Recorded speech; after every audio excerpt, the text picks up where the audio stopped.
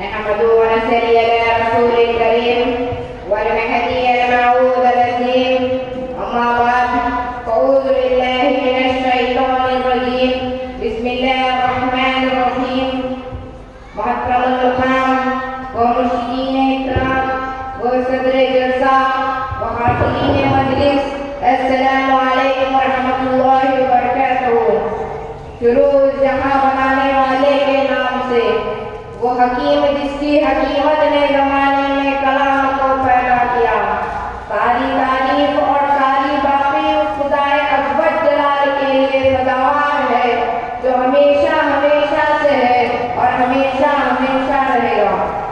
वो खुदा जो इस कायनात का मालिक है, जिसके कब्जे में हमारी जान है, वो पाक परवरदिगार, वो पालनहार जो अपने मानने वालों को भी पालता है, इनकार करने वालों को भी पालता है। वो खुदा जो जिसकी यह शान है कि जिसको